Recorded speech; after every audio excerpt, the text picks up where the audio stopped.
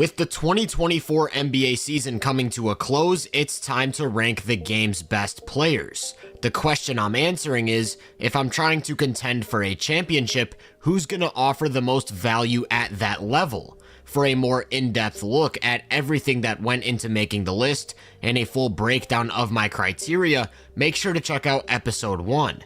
I'll leave a link to that in the description.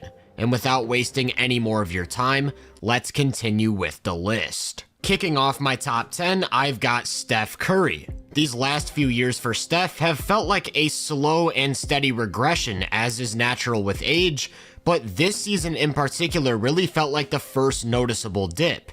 It's mainly been a loss in agility that's made his attack less multifaceted, whereas he used to pair his one-of-one shooting with elite change of direction, burst, and finishing around the rim. Like I said, they've slowly tapered off, meaning that he not only gets to the basket less than before, he gets to the line less, and that right there is two key efficiency drivers coming down a bit. He's able to mitigate some of that regression with his use of the floater and the occasional mid-range bucket, but his two-point scoring in general just isn't anywhere near the level it used to be, shooting below the league's average for only the second time since 2014. This means that more than ever, his scoring is reliant on his three-point shooting. And if you didn't know, he just so happens to be NBA history's greatest shooter, so his scoring is still nothing short of elite. Whether it's off the dribble, off the catch, off of movement, we probably won't ever see a league with Steph Curry in it while he isn't the most lethal outside scorer in the game. And that alone just carries so much inherent value. Because defenses can zone in on it more than ever, coverages have become a little bit easier, but he still requires more game planning than arguably any other player due to his constant movement, range, and quick release, meaning that no matter how much his inside the arc stuff regresses, he's still one of the league's most prominent advantage creators. That would maybe be enough to make him a lock as the league's third best offensive player, but something else happened this year that makes me a lot less confident. What I'm referring to is the way he sort of broke down nearing the end of the season, which is something we've actually seen pretty commonly with aging stars. If we look at his scoring average by month, he started the season his typical self, then slowly but surely tapered off until his last 20 games, where he was barely clearing 23 points.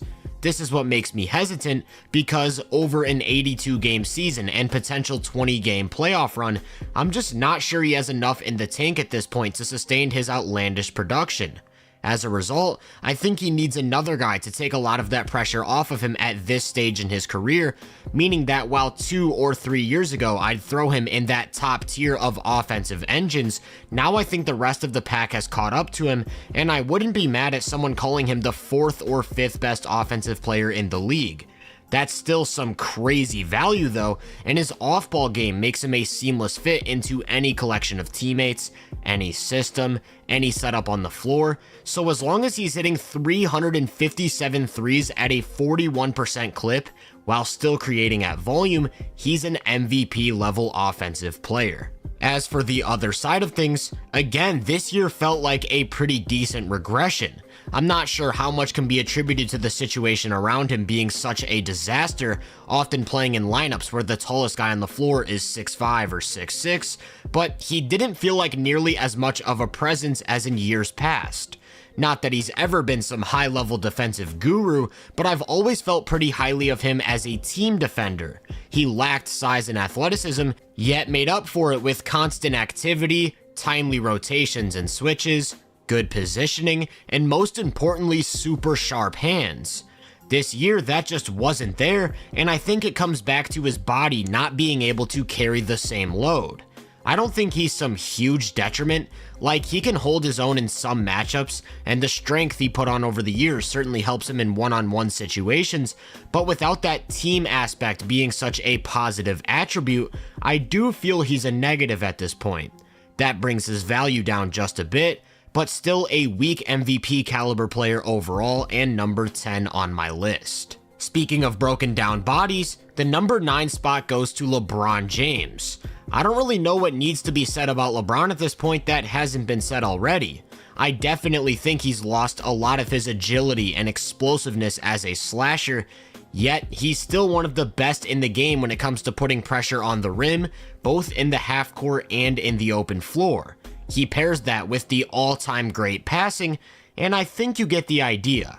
What stood out this year, though, was the fact that he just randomly decided to shoot a career-high 41% from 3 and an even more impressive 47% off the catch, which I would argue is a bigger deal than people make it. The biggest criticism of his game for years was what he could, or rather wouldn't do away from the ball, but I feel he's one of the best off-ball players in the game right now.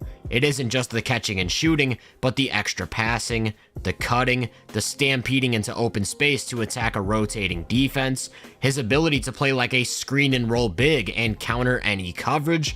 I mean, the guy is just straight up one of the most versatile offensive players on planet Earth, even at age 39. Much like Steph though, I'm a bit hesitant to put him in that top tier because of the sustainability of it all. I don't think he can carry a huge offensive load like he once did, which is why you need other ball handlers on the floor like D'Lo or Reeves for added offensive punch, creating a ripple effect that then starts to hurt the defense.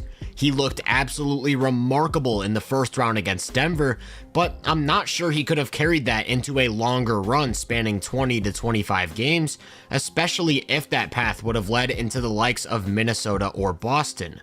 So in my opinion, the overall product is more like that of a top 5 or 6 offensive player, adding high All-NBA to weak MVP level value just on that end. As for the defense, it's a pretty similar line of thinking. His communication, IQ, positioning, ability to protect the rim or switch on to bigs all make him so valuable at the 4. But the question is consistency and activity, because he just has to take plays off, which does sometimes result in pretty lackluster looking possessions. Also, his lack of left to right agility has hurt his ability to defend out in space, so he's sort of forced to operate more like a big man. Again in round 1, he looked like a defensive demon behind the play, blowing up actions, jumping lanes and forcing turnovers, meeting attackers at the rim, and if this is the type of play that he could sustain for 40 minutes a game over a finals run, he'd be a lock top 5 player, but I just personally don't see it. For that reason, I still think he's a pretty strong positive on defense, just not quite someone who I'd consider great.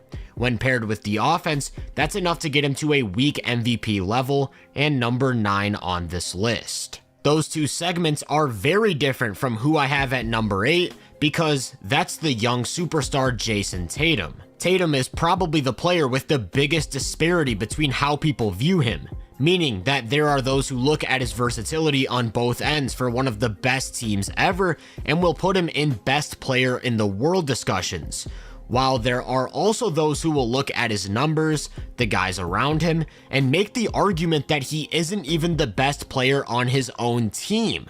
I personally like the middle ground. The primary reason they're able to run the style of offense that they do with the 5 out, multiple off the catch decision makers is because of Tatum's ability to create advantages. His size, burst, and handle are a nightmare to contain when attacking downhill, and he doesn't get nearly enough credit for being one of the best interior scoring wings in the NBA.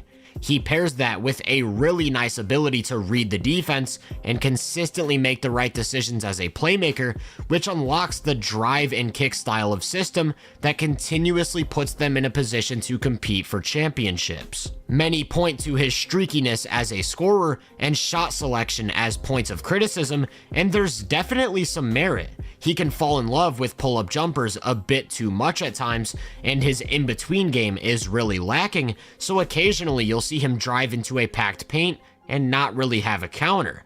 I do think those things hold him back from being a top-tier scorer. However, when the 3 ball is falling, he is a top tier scorer, and it's those highs that have led to some truly incredible signature performances. The floor can look bad, we saw it for a few games in the finals, but even on those poor shooting nights, he was creating open shot after open shot for the guys around him, and doing a ton of work away from the ball. This is the part of his game that I don't think gets enough credit. Not only can he create the initial advantage that gets the driving and kicking started, he can fit right into the puzzle as one of the guys playing off of the advantage better than almost anyone in the league. He's an elite shooter off the catch, super decisive attacker, awesome ball mover, and when we're talking about offensive centerpieces, the ability to flex between roles like this makes putting better talent around him so much easier. I think some of the limitations I talked about and the lows being as low as they are in terms of percentages keeps him from being a top 10 offensive player. But I think he's right outside of that, bringing strong All-NBA level play on that end of the floor. What really brings him into this tier is the two-way capability. As we all know, he was the key in unlocking Boston's scheme in the NBA Finals because of his ability to switch across the board, but there's even so much more to his defensive toolbox than just that. He's an elite help defender, whether that's stunting at the nail, tagging a roller, rotating down to offer verticality at the rim. His combination of length, athleticism, activity, and IQ all stand out whenever he's away from the ball. In these spots, he's also an incredible defensive rebounder, which is something that I think people tend to overlook. One of the reasons Boston is able to put so much shooting on the floor or run those switch-heavy units is because of his ability to close possessions at the four. One thing I will say is that as he's put on weight, he's not nearly as fluid defending on the ball, so whereas 2 years ago I would have also mentioned his high-level point of attack defense, I don't think that's as much of a factor anymore. At the time, I would have called him a clear all-defensive caliber guy and a top 5 or so wing defender in the NBA. Now I'd say he's pushing into that territory, and I'd even argue that he has a pretty good case to be Boston's best defensive player. Truly, the reasoning behind him being ranked at 8 though, and why I could even see him sneaking into the top 5 on some lists, is because he is the easiest player in the NBA to build around, and I'm not even sure if it's a debate. The ability to flex between roles on both offense and defense and play multiple positions at any given moment just gives you unlimited options as a front office and as a coaching staff. There isn't a guard, wing, or big in the league that he couldn't play next to. There isn't a system on either end of the floor that he couldn't plug right into. That's why I view him as a weak MVP caliber player and why he gets the number 8 spot on this list. At number 7, we have a guy who at one point probably held the title that I just attributed to Tatum, and that's Kevin Durant. Like I mentioned with LeBron, there really isn't much to be said about KD at this point that hasn't already been said. If he's not the best mid-range scorer in NBA history, he's on the Mount Rushmore. He's an elite off-the-catch weapon across the board, ranging from movement shooting to decisive attacking and quick-hitting pull-up jumpers, and he's probably one of the 4 or 5 players who a defense least wants to leave open behind the three-point line. That arsenal alone gives his scoring such a high floor. What's considered a bad performance for KD would be a standout performance for most scorers, like the Minnesota series where he absolutely torched their single coverage with tough bucket after tough bucket. Notice how I use the terms single coverage and tough bucket though. A theme throughout this list has been how much I value the ability to create easy shots for yourself. Well, KD has that, except easy shots for him are 10 to 15 foot pull-up jumpers and not the type of shots that will consistently put the defense in rotation. At this point, his burst is pretty non-existent, which was very clear when he couldn't even beat Karl Anthony Towns off the dribble. And by playing him in single coverage, the Wolves were pretty much able to negate all of his playmaking. That's not to say he doesn't create advantages, especially with pocket passes out of pick and roll or quick kickouts after getting doubled in the mid-post, just that he's a guy who can be made into a scorer and tough shot taker more than probably any other player in the top 10. So, like LeBron and Steph, it's really an age thing. He's still one of the best offensive players in the game, but not quite at that peak level, rather on the border of top 5 or so. As for the defense, I do think I saw some regression this year, even if marginal. He had quite a few off-ball lapses in the Minnesota series, which has always been his biggest flaw on that end, but they felt a little more consistent, and to me that's a signal that his motor doesn't have as much juice. However, the strengths are still very prominent, those being his length and agility, which not only allows him to protect the rim at a high level, but switch onto all types of different matchups as his team sees fit.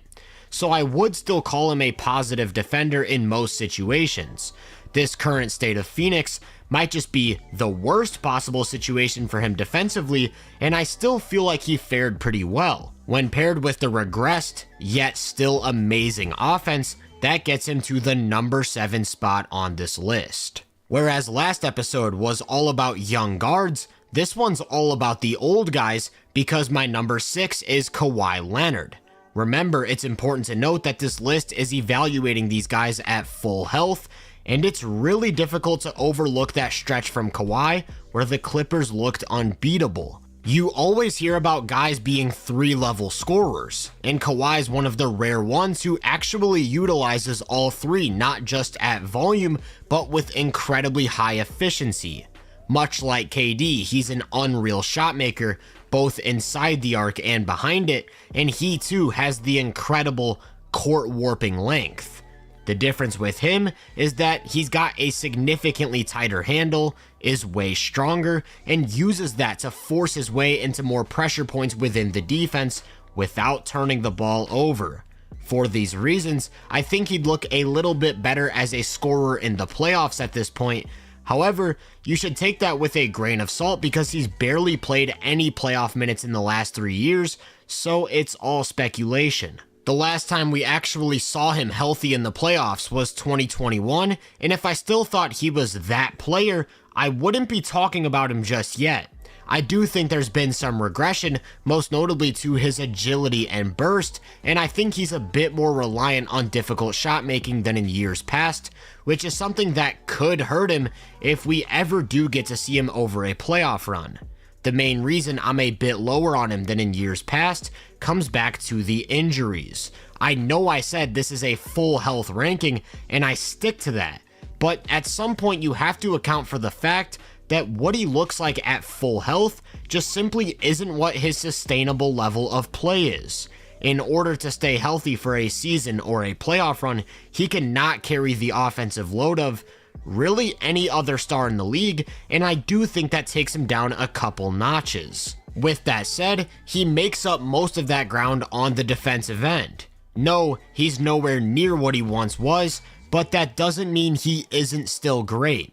He's not as effective against guards as he's lost lateral quickness. When it comes to wings and forwards though, his combination of strength, length, and sharp hands is arguably more imposing than any other player in the league.